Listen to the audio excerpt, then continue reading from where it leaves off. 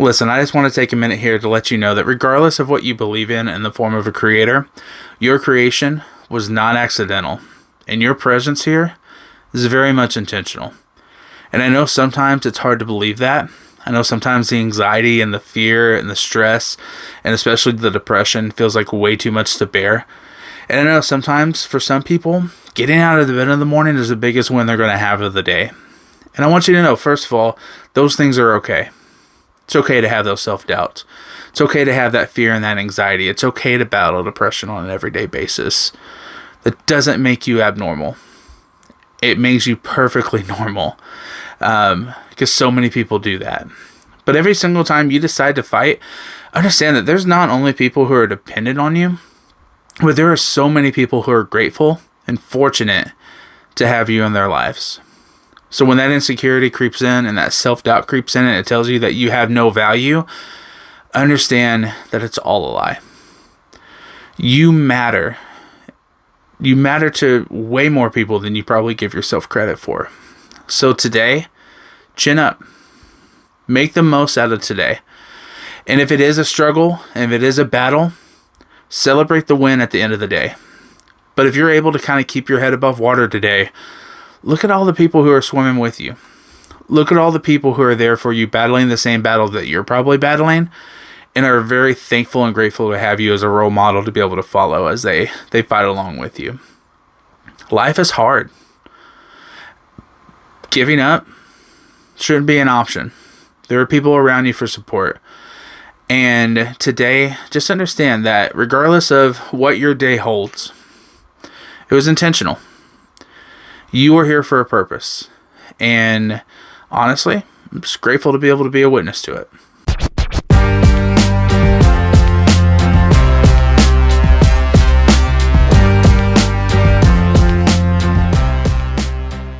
What's up, everybody? Welcome to the Monday edition of the Batmandrew Podcast. I am your host, Andrew Mills, and we are done recapping. If you've been following any of my podcasts over the last few weeks, you know that I've been recapping the journey from 2019 to now, some of the major events that happened and things that led to doing this podcast, and we are done. So now we get to jump right on into what this podcast is truly about. And that is, one, it's going to be kind of a life journal or documentation of my journey as I try to have a better mental health, as I try to be a better dad, a better husband, as I look in trying to grow and progress as an artist, my management career, my professional career, and really all the things that I find interesting in my life. You know, our lives are super random, and this podcast is probably going to be too. So I appreciate you if you're listening along, if you're following, but I am not one that wants to do this for monetary reasons. I'm not one who wants to do this for any kind of big fame or following.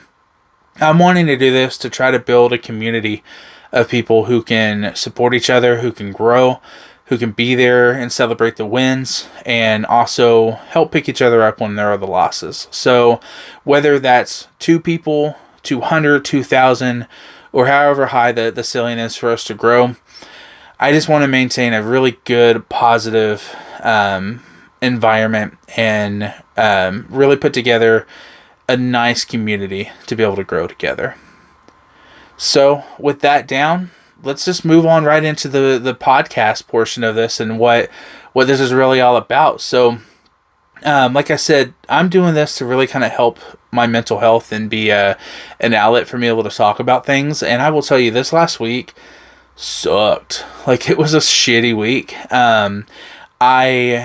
It just was in a bad state mentally, and I was traveling for work, and you know, I travel a lot, so it's not like that was out of the ordinary. But you know, honestly, at the end of the day, you know, I just missed home this last week, and being away from my family really had me down.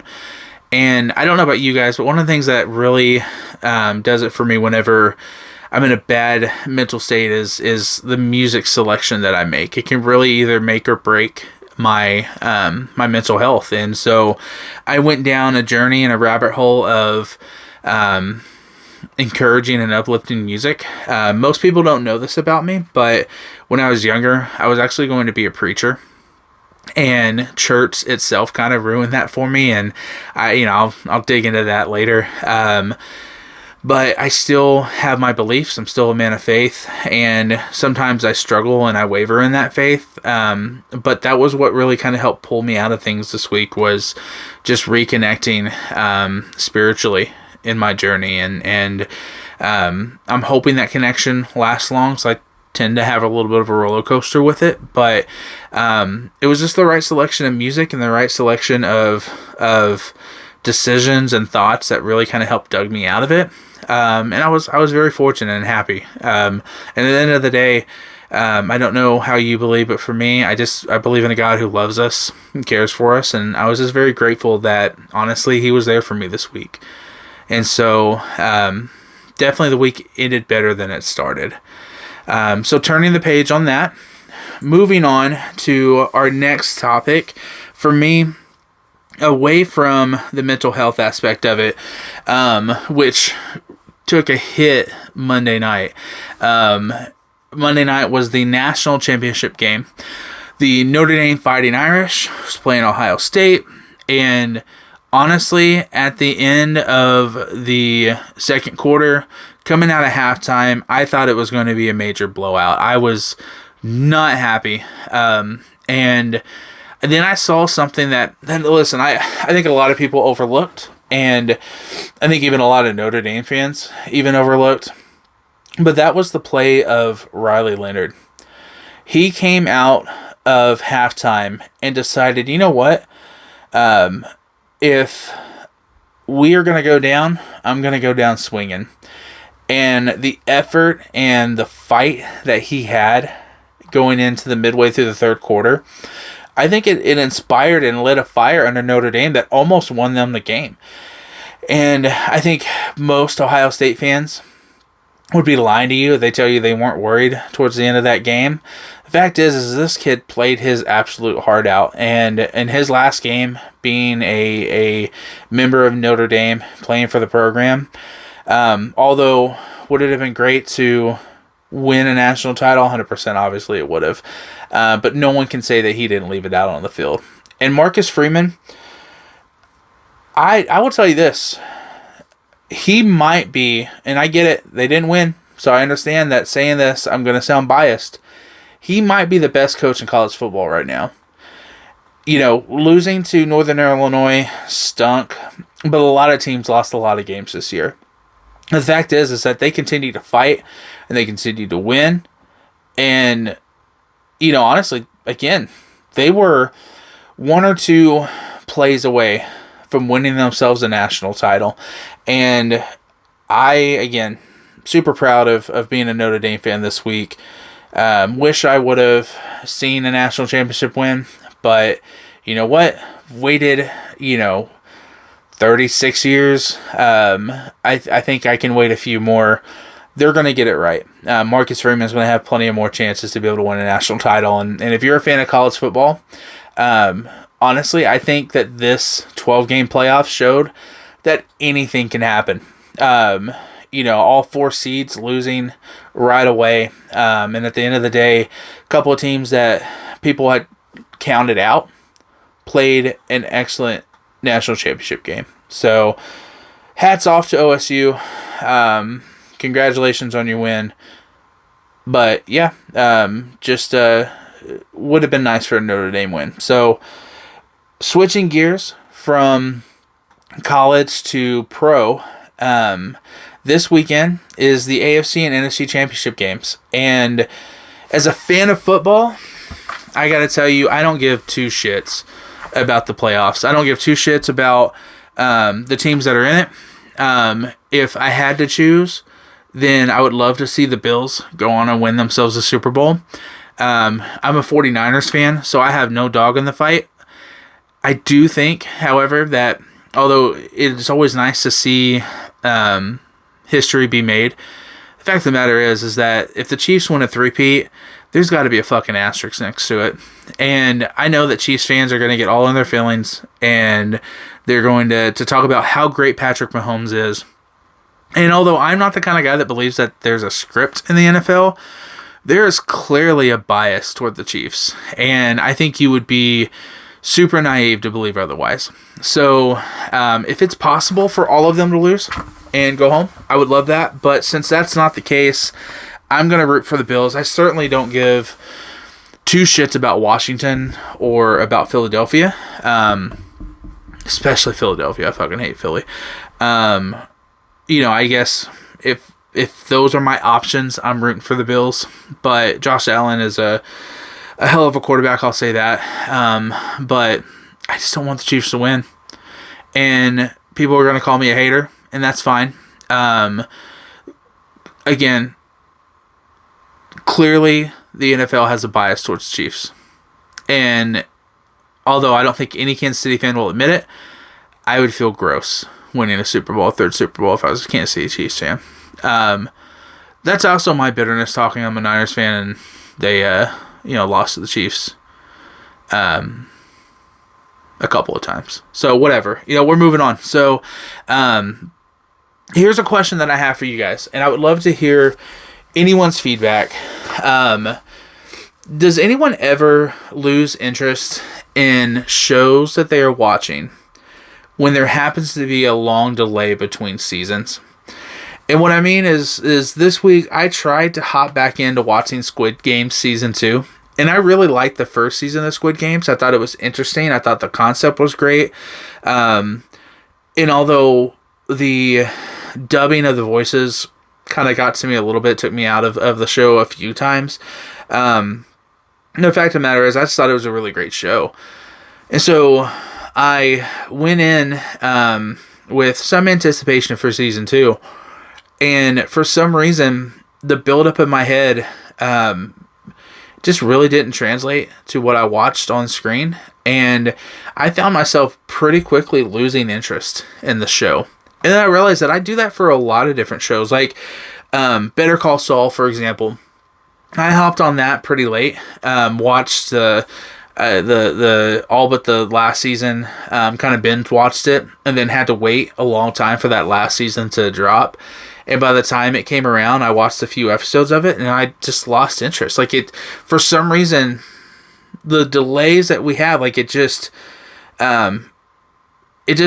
so long, and they kind of force me out of the show a little bit, and I don't get it because, sometimes we have to wait on seasons for, over a year, 2 years, 3 years sometimes, and in a world where, we're getting 6 to 8 episode arcs that are 25 minutes at best, Disney Plus, I'm talking to you. I don't understand what takes so long for, the new seasons to come out. And I understand that there's scheduling issues and stuff like that, but, back in the day, before streaming, regular television used to do it all the time. And they had no trouble pumping out shows on a yearly basis. So I honestly don't understand what the long delays are. And although there's some things that I'm just going to force myself to watch, I'll tell you, one of the things that I worry about coming up in April is The Last of Us Season 2. And I have a little bit of concern that I'm not going to be as invested as I was when the first season came out, because we've had to wait so long for the second season. Same thing with if you've seen, like, I know it's a little bit of a teen adventure type show, but Percy Jackson and The Lightning Thief Season 1 on Disney Plus, like, we're waiting such a long time to be able to get to Season 2, and these shows I love in the moment, but I just don't know. I'm hoping I don't lose interest in it coming back for the return season. Ted Lasso. Now, I knew that they were thinking about ending the show after Season 3, so, there's a little bit of understanding there of why Season 4 is taking so long, but I love Ted Lasso. just worried I'm not going to be into it by the time it comes around. I think, sometimes our fandom changes and these shows just take so long that I just think that they're doing themselves a little bit of disservice. And I don't know what the fix is. Like, I'm not in that business.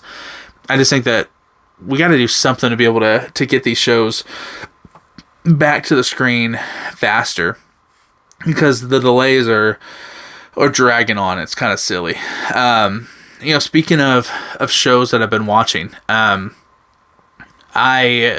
wife and I are going through watching the last season of Superman and Lois, and this was one of the shows that didn't take me out of it. I didn't watch any of the fourth season until it hit HBO or hit Max, and so now that we're kind of working our way through it, some of it, again, it's a TV show, so I get it. Some of it's gonna be a little bit cheesy. Some of the dialogue and some of the character arcs are a little bit on the nose. But so far, a really good last season of Superman and Lois.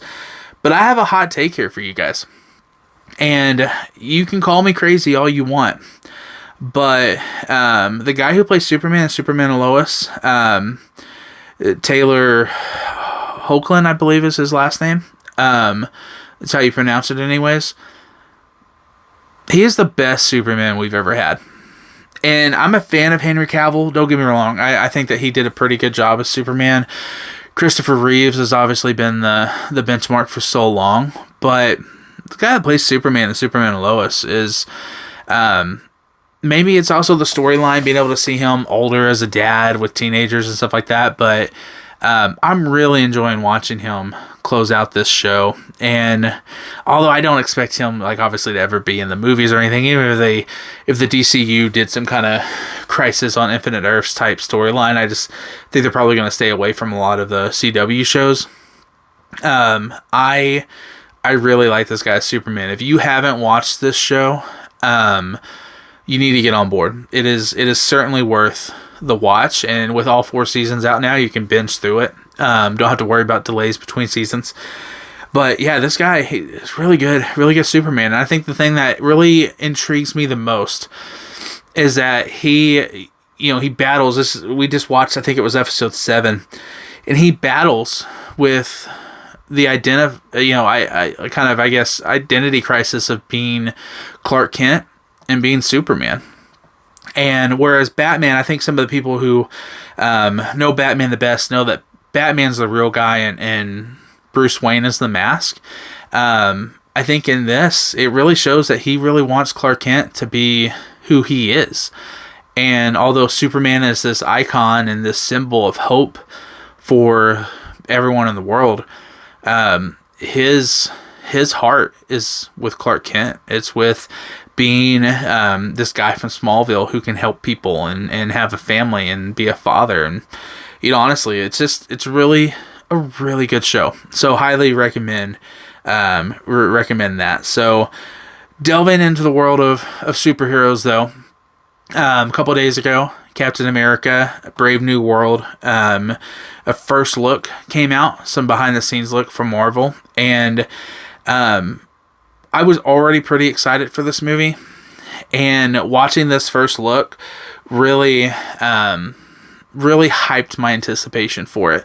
Now, we already have our tickets. We're going to go see it on Thursday, February 13th. But, also, just watching this first look teaser or this trailer or whatever you want to call it, seeing Harrison Ford as Thunderbolt Ross, like, I just think he's going to make an excellent addition to the MCU. And this will probably be the only time we see him. Might be the last time we see him, whatever, but him playing Red Hawk, I mean, I'm not against Steve Rogers moving away from the mantle of Captain America. I loved his story arc the way it ended in Endgame, although we're probably going to see him again for Avengers Doomsday or Secret Wars. I'm alright with Anthony Mackie and the character known formerly as Falcon being our new Captain America. I just want a good story. And I think that it's telling in the trailers of the movie that they just kind of keep reusing the same footage over and over again, just different variations of it. So I think that we're going to get a lot more out of the story than we're really truly expecting. But it also still feels very grounded. So it makes me wonder kind of if there's a surprise, if there's a, any kind of twist to it, while still kind of staying true to that Winter Soldier type vibe, being down to earth. So, I'm really looking forward to it. If you haven't seen the first look come out from Marvel, take a gander at it. It's certainly worth watching, and it hyped my anticipation for it. And so I think that was a good call, especially because it's only like a minute and a half, 2 minutes long, but it weighted very heavily on Harrison Ford. And in there, he's even talking about how he would watch these actors just have such a great time playing these Marvel characters, and he was like, I gotta get me some of that. Like, I just I don't know, I think he had a lot of fun doing this movie, and I think it's going to show. So yeah, really looking forward to Captain America Brave New World. Let's see how it does. I think it'll be interesting. And then the last thing I did this week, it started a couple of days ago.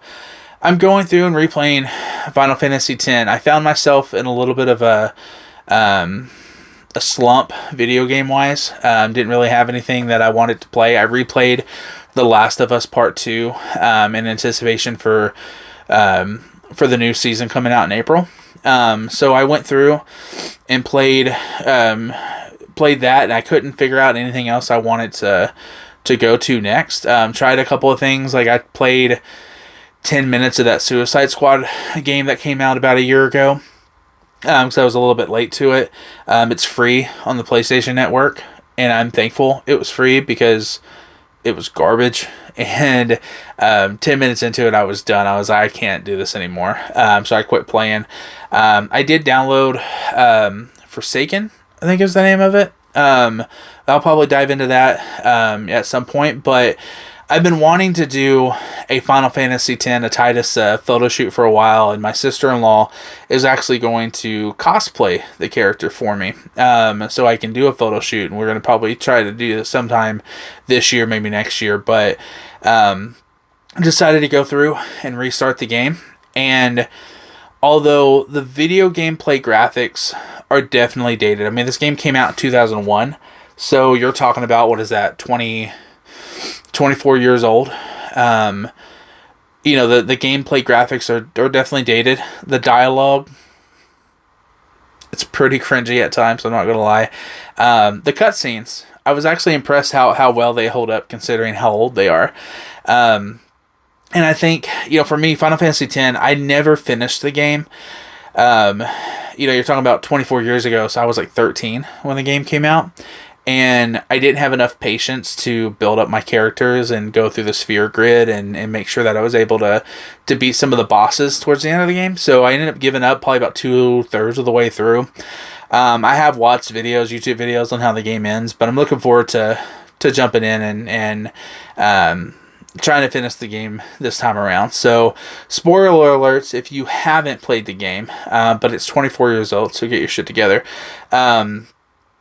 Titus starts out there on Xanarkin, and Sin comes and takes him away. And that opening graphic, the opening cutscene when Sin attacks Xanarkin, again, I thought the graphics held up really well for being 24 years old. Titus is still as annoying and whiny as I remember him being.